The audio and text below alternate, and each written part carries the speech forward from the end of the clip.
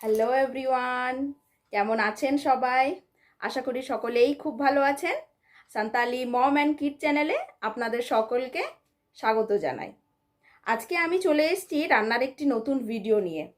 এমনিতেই খুব গরম পড়েছে, আর এই গরমে এখন বাজারে সবথেকে বেশি যেটা পাওয়া যাচ্ছে সেটা হলো এঁচোড়। তাই আমি ভাবলাম আজকে আমি আপনাদের সাথে এঁচোড়ের একটা রেসিপি শেয়ার করব। আপনারা থাকবেন আমার সাথে পুরো ভিডিওতে, আর আপনারা দেখতে থাকুন আমি কিভাবে এঁচোড়টাকে আমি আমার মতো করে বানাই। অনেকেই তো এঁচোড় বানান বাড়িতে, সবার নিজের নিজের পদ্ধতি থাকে। আমি কীরকমভাবে এঁচোড় বানাই আপনারা দেখে নিন, সঙ্গে থাকবেন পুরো ভিডিওটাতে। আমি কিন্তু আমার কিচেনে চলে এসেছি অলরেডি এঁচোড় নিয়ে। এবার এঁচোড়টাকে আমাকে কাটতে হবে, যদিও এঁচোড় কাটার দায়িত্বটা আমার নয়, কেন কি আমি রিয়েলি এঁচোড় কাটতে পারি না। তো এটা কাটবে আমার হাজব্যান্ড, মানে ক্যামেরার ওই প্রান্তে যে মানুষটা থাকে তাকে আমি ওই দায়িত্বটা দিয়ে দেব। এই যে দেখুন, আমার হাজব্যান্ড অলরেডি চলে এসছে এঁচোড় আর সাথে ছুরি নিয়ে। আমার এঁচোড় না কাটতে পারার একটা সবথেকে বড় কারণ জানেন তো, এই ছুরিটা। এটা এতটাই বড়, আমার রিয়েলি কাটতে খুব ভয় লাগে, যেটার জন্য এই দায়িত্বটা আমি আমার হাজব্যান্ডকেই দিয়ে দিই। আর ও সত্যি খুব ভালো কাটে এঁচোড়।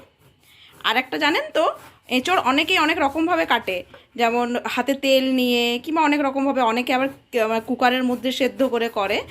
আমি যেরকমভাবে করি সেটা হচ্ছে একটা বাটির মধ্যে সামান্য একটু আটা নিয়ে, এভাবেও আপনারা ট্রাই করতে পারেন। সামান্য একটু আটা নিলেন জলের মধ্যে দিয়ে, পুরো এঁচোড়টাকে ওই আটার জলের মধ্যে আপনাদেরকে চুবিয়ে দিতে হবে। তাহলে না ওই এঁচোড়ের যে আঠা আঠা যেটা থাকে ওটা কিন্তু আপনাদের হাতে একদমই লাগবে না। এটা আমি আমার শাশুড়ি মায়ের কাছ থেকে শিখেছিলাম। আগে আমি জানতাম না, আমার বাড়িতে আমি আমার মায়ের কাছে দেখতাম মা তেল দিয়ে করতো, কিন্তু এখানে এসে আমি এই ট্রিকটা শিখেছিলাম। আর এটা রিয়েলি সত্যি খুব ভালো, মানে হাতে একদমই কিন্তু আটা থাকে না। দেখুন, এদিকে আমার হাজব্যান্ডও কিন্তু কাটা স্টার্ট করে দিয়েছে। আমার হাজব্যান্ড ওদিকে যতক্ষণ এঁচোড় কাটছে, চলুন আমি আমার ছেলেকে একটু দেখে আসি। এই দেখুন এখানে বসে কি করছে, আর চারদিকে তো হানির ডাব্বা, আর ওর হাতে মনে হয় ওয়াটার বটল আছে, যদিও ভেতরে জল নেই, খালি। এসব নিয়ে খেলতেছে। এই এই রুমটা ওর ফেভারেট, আর এই জায়গাটা, এখানেই সারাক্ষণ বসে থাকে, সারাক্ষণ এখানেই বসে ওর সারাটা দিন কেটে যায়। এই যে আমাদের দরজাটা আছে না, এটাকে সারা দিন খুলতে থাকে আবার বন্ধ করতে থাকে, খুলতে থাকে বন্ধ করতে থাকে, ওটাতেই ওর মজা। হ্যাঁ বলো বলো।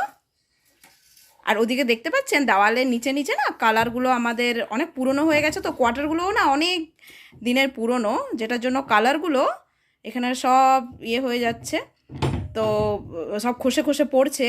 আমার ছেলেটাও কি করে, ওখান থেকে কালারগুলোকে নিজের আঙ্গুলে করে আবার খুঁড়তে থাকে। ও আবার এটাকে নিয়েও খেলতে থাকে, এটাকে নিয়ে। এটা আমি বন্ধ করি না সেভাবে, এটা রাতেই যখন আমরা ঘুমাই সেভাবে বন্ধ করি, কিন্তু এখন দেখছি আমার ছেলেটা এটাকে নিয়েও খেলতে থাকে। কখন ওর হাতে লেগে যাবে কোনো ঠিক নেই, ওই জন্য সারাদিন আমি এটাকে বন্ধই করে রাখি। এখন যেমন ভুলে গেছিলাম বন্ধ করতে, দেখছেন তো ওর চোখ একদম চলে গেছে সোজা ওইখানে। এসো, চলে এসো বাবু, চলে এসো, এসো চলে এসো, ওখানে পাপোশটা আছে, চলে এসো এদিকে। ও শুনবেই না, ওকে যতই আমি কাছে টানি ও ততই ওদিকে চলে যায়। দেখুন এদিকে আমার হাজব্যান্ডেরও কিন্তু এঁচোড় কাটা একদম কমপ্লিট হয়ে গেছে। এবার আমি এই এঁচোড়টাকে কুকারের মধ্যে সিটি দিয়ে দেব। বেশি সিটি আমি দেব না, 1 থেকে 2 সিটি আমি দেব। আর ওই জলের মধ্যে সামান্য একটু আমি হলুদও দিয়ে দেব। যেই জলে আমি এটাকে সিটি দেব ওই জলের মধ্যে সামান্য আমি একটু হলুদ গুঁড়ো দেব, সেটা দিয়ে আমি এঁচোড়টাকে সিটি দিয়ে দেব।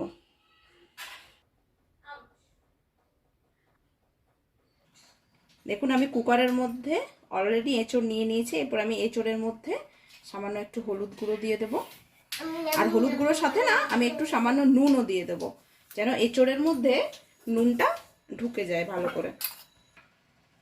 এটার সাথে আমি দিয়ে দিলাম নুন। এরপর এটাকে ঢাকা দিয়ে দেবো সেদ্ধ করার জন্য। এক থেকে দুটো সিটি দেবো, ওর থেকে বেশি আমি দেবো না। এরপর আমি এটাকে গ্যাসের মধ্যে চাপিয়ে দেব।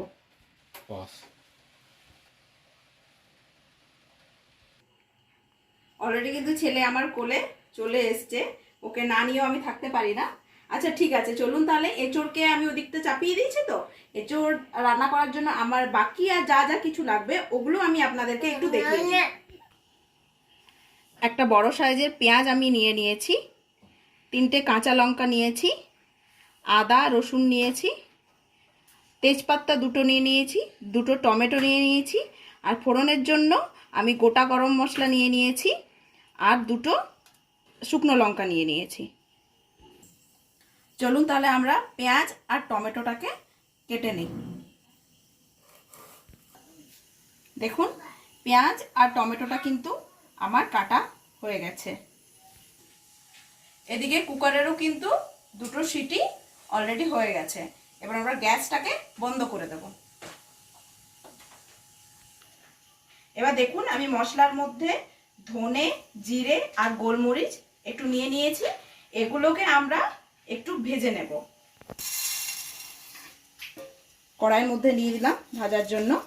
এটা ভাজা ভাজা হয়ে গেলে মিক্সিতে গুঁড়ো করে নেব। এটা আমাদের হয়ে গেছে। এরপর এটাকে আমরা মিক্সিতে গুঁড়ো করে নেব।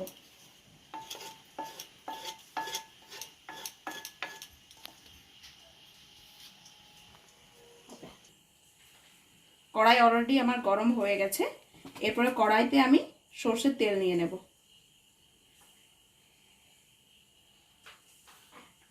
সরষের তেল আমি কড়াইয়ে ঢেলে দিলাম। তেল অলরেডি আমার গরম হয়ে গেছে। এরপর এই তেলের মধ্যে আমি তেজপাতা দিয়ে দেব, শুকনো লঙ্কা আর কিছু গোটা গরম মশলা। এরপর আমি ওই তেলের মধ্যে দিয়ে দেব পেঁয়াজ, টমেটো,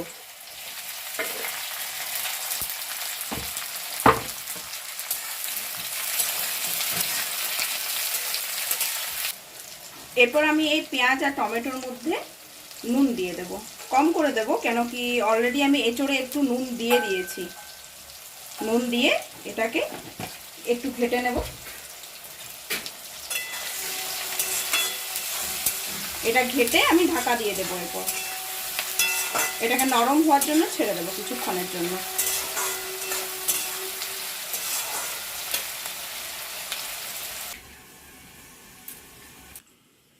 দেখুন এঁচোড়টা কিন্তু আমার হাফ বয়েল হয়ে গেছে। আমি এটাকে হাফ বয়েল করলাম, পুরোপুরি কিন্তু আমি এটাকে বয়েল করিনি।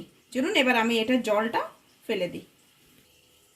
দেখতেই পাচ্ছেন আমি এঁচোড়ের থেকে জলটাকে ছেঁকে নিয়েছি। এরপর আমি এই যে এঁচোড় যেই জলে আমি সেদ্ধ করেছি, আমি ওই জলটাকে কিন্তু ফেলে দিইনি, আমি ওই জলেই কিন্তু রান্না করব। এই জন্য ওই জলটাকেও আমি একটা পাত্রের মধ্যে নিয়ে নিয়েছি। এদিকে দেখতেই পাচ্ছেন আমার পেঁয়াজ আর টমেটোটা কিন্তু গলে এসছে। এরপর আমি এটার মধ্যে আদা বাটা আর রসুন বাটা দিয়ে দেব। এরপর দিয়ে আমি এটাকে ভালো করে ঘেটে নেব।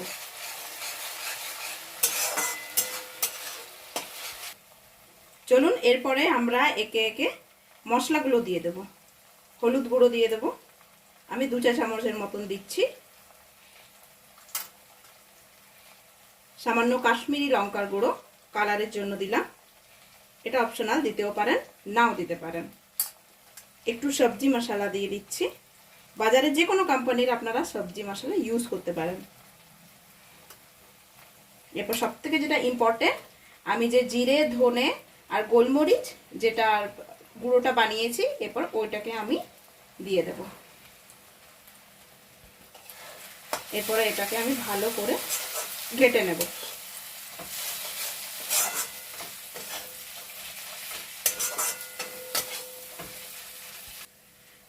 এরপর এই মশলাটাকে কষানোর জন্য আমি মশলার মধ্যে গরম জল দিয়ে দেব।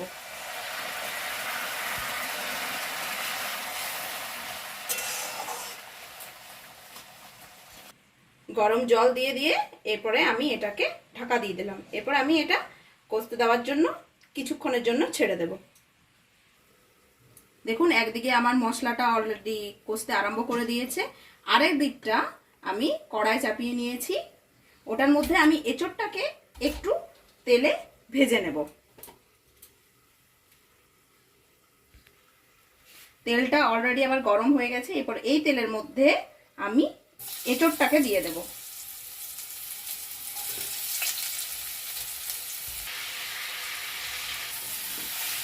এটাকে এরপর আমি ঘেটে নেব, ঘেটে এটাকে আমি বন্ধ করে দেব। দেখতেই পাচ্ছেন এখানে কিন্তু মশলাটা আমার কষে গেছে, মশলার থেকে তেল অলরেডি ছাড়তে শুরু করে দিয়েছে। এটাকে আমি ভালো করে ঘেটে নেব। এরপরে আমি এদিকের গ্যাসটা না আমি বন্ধ করে রেখে দেবো। যতক্ষণ আমার এঁচোড়টা পাশে হচ্ছে ততক্ষণ আমি এটাকে বন্ধ করে রেখে দেবো। ওদিকে আমার এঁচোড়টা ভাজা হচ্ছে, এদিকে আমি চলে এসেছি আমার ছেলেকে নিয়ে, ছেলেকে খাওয়ানোর জন্য। আমি অলরেডি গ্রেপস আর অরেঞ্জ নিয়ে বসে গেছি ওকে খাওয়াতে। ও বসে গেছে নিজের খেলনা নিয়ে। খেয়ে নাও।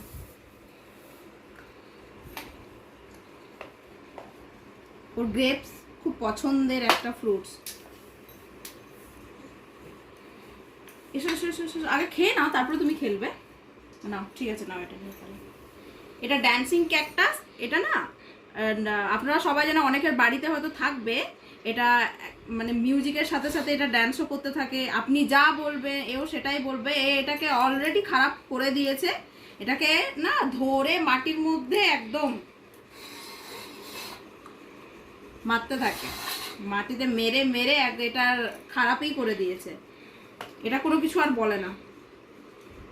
হ্যালো হ্যালো, একদম সাইলেন্ট।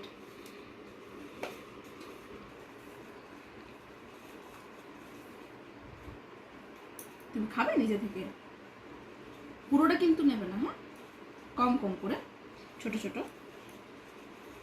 এতগুলো খেতে পারবে কি? এতগুলো খেতেই পারবে না। এটা না, এটা করো তো, ধরো এটা। Green, yes. এটা কি কালার? নিয়ন কালার না, পিঙ্ক কালার, ব্লू। ও মেরা বাচ্চা, very good. Clap clap clap করো। ও এটা এটা তুমি করতে পারবে, করো। এই দেখো এই হোল, এই হোলটার সাথে এটা এখানটা লাগিয়ে দিতে হবে। পারবে কি? দেখো কমপ্লিট হয়ে গেছে। ক্ল্যাপ করো, clap clap clap clap clap করো। ক্ল্যাপ করতে হয়। কমপ্লিট করেছো এগুলো তুমি, ক্ল্যাপ করে দাও। দেখুন অলরেডি কিন্তু আমার এদিকে এঁচোড়টাও ভাজা ভাজা হয়ে গেছে। এরপরে আমরা এটাকে নামিয়ে নেব। এঁচোড়টাকে আমি নামিয়ে দিয়েছি। এরপর আমি এই এঁচোড়টাকে, আমি যে মশলাটা কষিয়ে নিয়েছিলাম, এবার ওই মশলাটার মধ্যে আমি এই এঁচোড়টাকে দিয়ে দেব। এবার এই এঁচোড়ের সাথে ভালো করে মশলাটাকে মিশিয়ে নেব। দেখুন আমি মশলার সাথে কিন্তু এঁচোড়টাকে ভালো করে মিশিয়ে দিয়েছি। এরপর এই এঁচোড়টাকে নিয়ে আমি কুকারের মধ্যে আবার দিয়ে দেব। দেখুন আমি এঁচোড় অলরেডি কুকারের মধ্যে নিয়ে নিয়েছি। এরপর আমি এটার মধ্যে জল দিয়ে দেব। যে জলটা আমি রেখে দিয়েছিলাম আমি কিন্তু ওই জলটা ইউজ করছি। বেশি জল দেব না, হালকা, যেন এঁচোড়টা পুরোপুরি যেন জলের মধ্যে না ডোবে। আমি সেই পরিমাণে এঁচোড়ের মধ্যে জল দিয়ে দেব। এরপর একটা সিটি হলেই কিন্তু নামিয়ে দেব। দেখুন অলরেডি কিন্তু আমার এঁচোড়টা তৈরি হয়ে এসছে। এরপর আমি এই এঁচোড়ের মধ্যে হালকা একটু গরম মশলা ওপর থেকে দিয়ে দেব, কম করে দিয়ে দেব। এরপর এটাকে আমি ভালো করে ঘেটে নেব। এরপরে এটা ঘেটে আমি মোটামুটি 1 থেকে 1.5 মিনিটের জন্য ছেড়ে দেবো। বেশিক্ষণের জন্য না, 1 থেকে 1.5 মিনিটের জন্য ছেড়ে দিলেই আমাদের কিন্তু রেডি হয়ে যাবে এঁচোড় কালিয়া। আমাদের কিন্তু মাটন স্টাইল এঁচোড় কালিয়া রেডি হয়ে গেছে। আমি এঁচোড় নিয়েও কিন্তু চলে এসেছি। চলুন দেখে নেওয়া যাক এঁচোড়টা কীরকম আমাদের হয়েছে।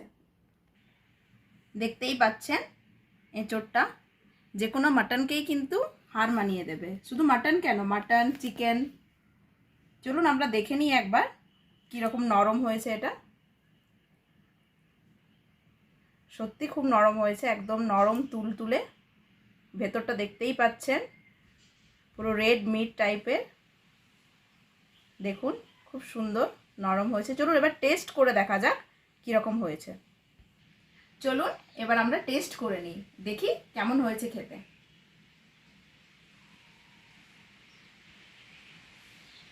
রিয়েলি বলছি, খেতে খুব একদম অসাধারণ হয়েছে, খুব টেস্টি। এটা কিন্তু অবশ্যই আমি যেভাবে রান্না করলাম, যে পদ্ধতিতে, ওইভাবে আপনারা একবার বাড়িতে অবশ্যই ট্রাই করবেন। সত্যি খেতে অসাধারণ হয়।